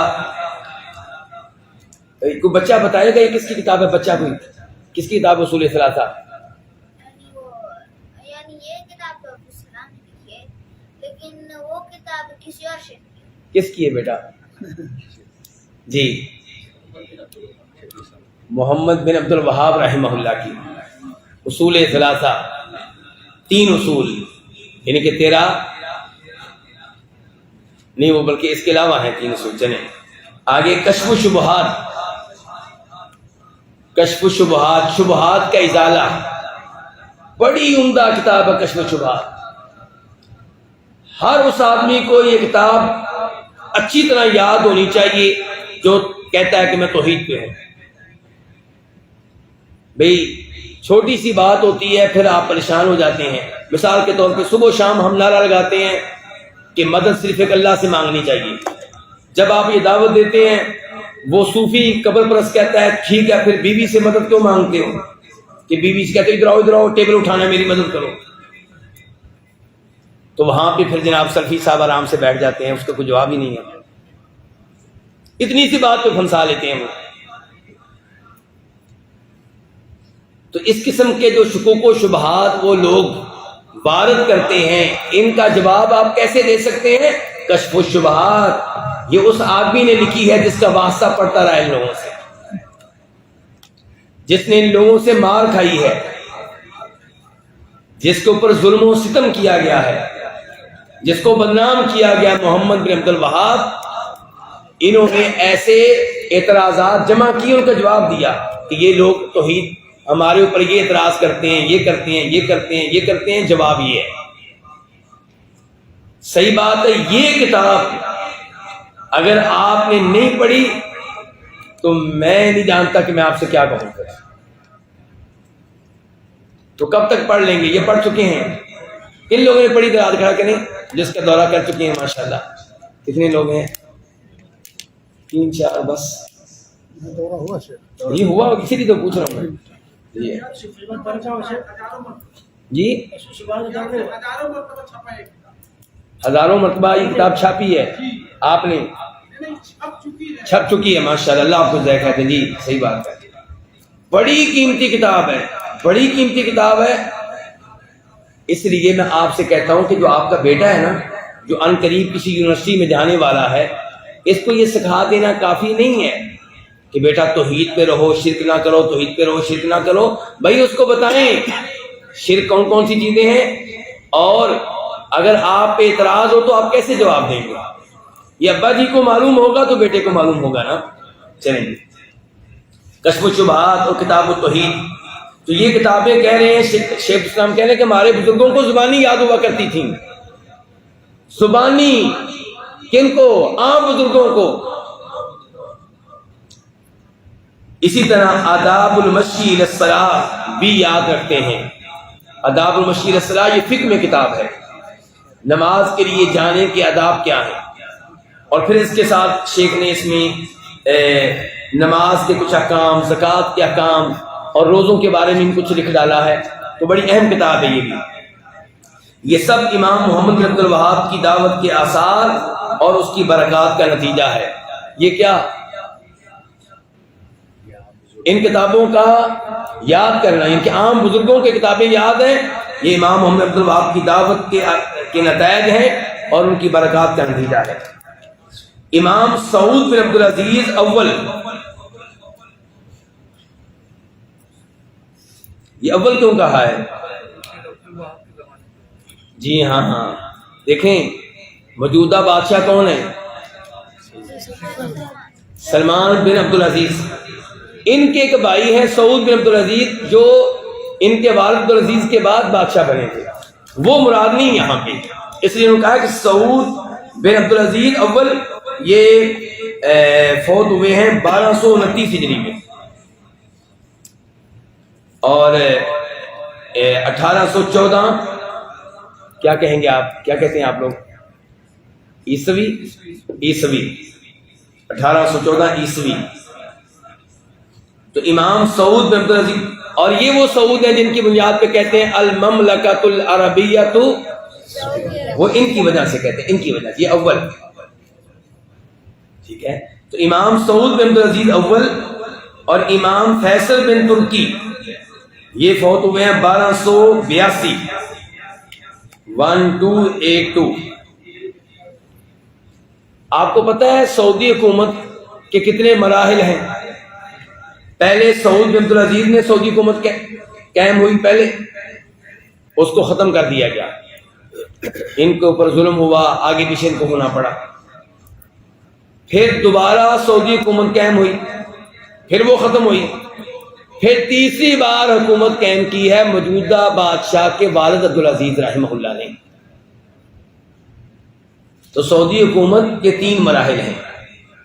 تو یہ سعود بن عبدالعزیز اول جو ہیں یہ پہلے مرحلے کے ہیں، اور فیصل بن ترکی دوسرے مرحلے کے ہیں۔ تو انہوں نے ان کتابوں کی تعلیم کو سعودی حکومت کی تمام مساجد میں واجب کر دیا تھا۔ اس زمانے میں انہوں نے کہا تھا کہ ہر مسجد میں یہ کتابیں پڑھائی جائیں، جس کی وجہ سے الحمدللہ ان کتابوں کو عام لوگ اور طلباء زبانی یاد کرنے لگ گئے تھے۔ وہ لوگ اس سے اچھی طرح جانتے ہیں، وہ لوگ یہ بات اچھی طرح جانتے ہیں جو تاریخی خبروں کا اہتمام کرتے ہیں، یعنی کہ جن کے پاس تاریخ کی معلومات ہیں وہ جانتے ہیں کہ ان سعود بن عبدالعزیز اور امام فیصل بن ترکی کے زمانے میں یہ کتابیں مساجد میں واجبی طور پہ پڑھائی جاتی تھی، اور بہت سارے وہ بزرگ حضرات بھی جانتے ہوں گے جو اس وقت موجود ہوں گے۔ یہی راز ہے جس کی بنیاد پر یہ ملک بدعات و خرافات کی علائشوں سے آج تک پاک ہے۔ علائشوں سے مراد کیا گئی؟ کیونکہ اگر عام لوگوں کے اندر عقیدے کا علم نہ پھیلا ہوتا تو ان کے یہاں ضرور شرک و بدعات کی علائشیں کچھ نہ کچھ پائی جاتی، لیکن علم ہی وہ مضبوط قلعہ ہے جو بہت ساری برائیوں سے لوگوں کو محفوظ رکھتا ہے۔ تو علم رہنا نہایت ضروری ہے۔ اور حصول علم کا بہتر طریقہ کیا ہونا چاہیے؟ اچھا، اب یہ تو کہتے ہیں پہلا اصول کیا تھا؟ علم لینا۔ اب علم لینے کا طریقہ کیا ہے؟ کہتے ہیں حصول علم کا بہتر طریقہ کیا ہونا چاہیے؟ اس کی تحدید بہت مشکل ہے کہ ہر شخص کو کسی ایک طریقے کا پابند بنا دیا جائے۔ کوئی علم لے گا آن لائن، کوئی لے گا مسجد میں آ کر، کوئی کیسے لے گا، کوئی کیسے لے گا۔ البتہ ہماری نظر میں سب سے بہتر طریقہ وہی ہے جس پر ہمارے علماء قائم ہیں۔ اسی تعلق سے شیخ علامہ عبد الرحمن بن سعدی فرماتے ہیں، جیسا کہ آپ کے فتاوی میں ہے، کہ ایک طالب علم کس طرح کی کتابوں کو پڑھے، اس کی تعیین حالات و ظروف کے اعتبار سے مختلف ہوتی ہے۔ پاکستان میں علم لینے کا طریقہ اور ہوگا، انڈیا میں اور ہوگا، سعودیہ میں اور ہوگا۔ مثال کے طور پہ جیسے مدارس آج کل ہیں پاکستان انڈیا میں، یہاں پہ ایسے نہیں ہے۔ یہاں پہ اسکولوں میں اور سرکاری یونیورسٹیوں میں علم سکھایا جاتا ہے، تو مختلف حالات کے لحاظ سے ہماری نظر میں بہتر یہی ہے کہ طالب علم اس مقررہ نصاب کو پڑھنے اور اسے یاد کرنے میں کوشش صرف کرے جو اس کے لیے متعین کیا گیا ہے۔ اگر اسے لفظاً زبانی یاد کرنے میں دشواری ہو یا کسی طرح کی پریشانی ہو تو اسے بار بار پڑھ لے تاکہ اس کا مفہوم ذہن میں بیٹھ جائے۔ یعنی کہ جو نصاب مقرر ہے اسے زبانی یاد کریں، اگر زبانی نہیں یاد کر سکتے تو پھر بار بار پڑھتے رہیں تاکہ اس کا معنی اور مفہوم آپ کے ذہن میں بیٹھ جائے۔ پھر تفسیر و توضیح کی خاطر اس فن کی دیگر کتابوں کو پڑھیں تاکہ اس فن کو اچھی طرح سمجھ لیں۔ چنانچہ اب مثال دے کے سمجھائیں گے یہ بات، پہلے شاید آپ نہ سمجھ سکیں اور مثال دے کے سمجھائیں گے۔ چنانچہ اگر طالب علم شیخ الاسلام ابن تیمیہ کی کتاب العقیدہ الواسطیہ، کیا نام ہے العقیدہ اسماء و صفات کے بارے میں، شیخ محمد بن عبد الوہاب کی کتاب الاصول الثلاثہ اور کتاب التوحید، اور فقہ میں دلیل الطالب، یہ مرعی الکرمی کی ہے، مرعی الکرمی کی، یہ فقہ حنبلی میں ہے، اور زاد المستقنع، اس کی وضاحت ہو چکی ہے پہلے، اور حدیث میں بلوغ المرام، اور نحو میں الآجرومیہ کو یاد کر لے۔ کتنی کتاب؟ یہ 4-5 کتابیں ہوگی، کہتے ہیں ان کو یاد کر لیں۔ پھر ان متون کو سمجھنے کے لیے ان کی شرحوں اور اس فن کی دیگر کتابوں کا مراجعہ کر لیں۔ نحو کے موضوع پہ اور بھی کتابیں ہیں، وہ اوپر دیکھ کے پڑھ لیں۔ آجرومیہ کو زمانی یاد کر لیں، ایسے ہی العقیدہ واسطیہ زمانی یاد کر لیں، اور دیگر کتابیں اسماء و صفات کی اوپر دے کے پڑھ لے، تو ایسی صورت میں ان کتابوں کو اچھی طرح سمجھ لے گا۔ اس لیے کہ ایک طالب علم جب اصول کو یاد کر لیتا ہے، اصول، یہ اصول کی کتابیں جو ذکر کی ہیں، تو اس فن میں اسے ملکہ تامہ حاصل ہو جاتا ہے، اور اس کے بعد اس فن کی دیگر چھوٹی اور بڑی کتابیں اس کے لیے آسان ہو جاتی ہیں۔ جب عقیدہ واسطی آپ زبانی یاد کر لیں گے تو پھر اس موضوع پہ جو دیگر کتابیں اسماء و صفات کی وہ آپ کے لیے آسان ہو جائیں گی۔ لیکن جس نے ان اصول کو ضائع کر دیا، اصولوں کی جگہ پہ اصول کرتے ہیں، وہ ان اصول سے محروم ہو جاتا ہے۔ چنانچہ جو ان نفع بخش علوم کو سیکھنے کا حریص ہوگا اور اس پر اللہ کی مدد چاہے گا، اللہ اس کی مدد کرے گا اور اس کے علم میں برکت عطا کرے گا۔ لیکن جو طلب علم کے میدان میں اس نفع بخش طریقے پر نہیں چلے گا، وہ ان برکتوں سے محروم رہے گا، سوائے محنت و مشقت کے اسے کچھ حاصل نہیں ہوگا، جیسا کہ تجربات اور مشاہدوں سے واضح ہے۔ یہ بڑی اہم بات ہے۔ آپ میں سے کئی لوگ ایسے ہوں گے جنہوں نے ایک دورہ کیا، دوسرا کیا، تیسرا کیا، چوتھا کیا، پانچواں کیا، لیکن کچھ ذہن میں محفوظ نہیں ہے۔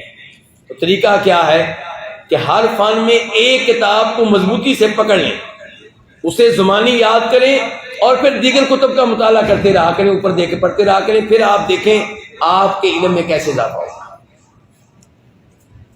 اللہ رب العزت سے دعا ہے کہ اللہ تعالیٰ آپ کا یہاں پہ آنا بیٹھنا قبول فرمائے، اور اللہ سے یہ بھی دعا کرتا ہوں کہ اللہ تعالیٰ آپ کو اور مجھے کل بھی آنے کی توفیق دے، اللہ ہمت دے۔ آپ نے بہت کچھ حاصل کیا ہوگا ڈاکٹر عبدالسلام صاحب سے آج، اور بہت کچھ انشاءاللہ کل بھی حاصل کریں گے، اور کچھ باتیں اگر آپ نہ بھی سمجھ سکے، یہاں پہ آنے کا اجر و ثواب ملے گا، ایک ایک قدم پہ، ایک ایک سیکنڈ پہ، ایک ایک منٹ پہ۔ تو انشاءاللہ یہ وقت جو آپ نے دیا یہ قبر میں کام آئے گا، یہ وقت جو آپ کل دیں گے انشاءاللہ یہ قبر میں کام آئے گا، یہ روز آخرت میں کام آنے والا ہے۔ اس لیے میری درخواست ہے کہ آپ میں سے کوئی بھی کل غائب نہ ہو۔ انشاءاللہ یہ 10 اصول پڑھ لیں، بہت مفید ہیں، بلکہ میں تو چاہوں گا کہ آپ میں اتنی ہمت ہو کہ کل جب آپ آئیں تو آپ کے ہاتھ میں یہ کتاب بھی ہو، PDF آج لیتے جائیں، اس میں واٹس ایپ میں روش بھائی سے یا کس بھائی سے، اور کون ہے جن کے پاس PDF ہے، یہ گروپوں میں بھیجا گیا، شیخ صاحب بتا رہے ہیں، تو آپ پرنٹ نکلوائیں۔ اور دورے میں علم لینے کا صحیح طریقہ یہی ہے کہ آپ کے ہاتھ میں کتاب ہو اور آپ کے ہاتھ میں قلم بھی ہو۔ اللہ رب العزت ہمیں علم لینے کی توفیق بخشے اور اسے قبول فرمائے اور روز قیامت ہماری نجات کا سبب بنائے۔ شیخ صاحب کا شکریہ ادا کرتے ہیں، سینٹر کا شکریہ ادا کرتے ہیں، ان احباب کا جو ایسے دورے میں تعاون کرتے ہیں، محنت کرتے ہیں۔ اللہ سب کچھ جزائے خیر دے۔ وآخر دعوانا الحمدللہ رب العالمین۔ ویڈیو کو اپنے دوستوں کے ساتھ ضرور شیئر کیجیے گا، اور اگر آپ نے ابھی تک ہمارا چینل سبسکرائب نہیں کیا تو فوراً سبسکرائب کیجیے، ساتھ ہی بیل آئیکن پر کلک کریں تاکہ مزید آنے والی ویڈیوز جہاں وقتاً فوقتاً آپ کے لیے اس چینل پر اپلوڈ کرتے ہیں وہ آپ کو وقت پر ملتی رہے اور آپ ان سے مستفید ہوتے رہیں۔ اگلی ویڈیو تک ہمیں دیجیے اجازت، اپنا خیال رکھیے گا، اللہ حافظ۔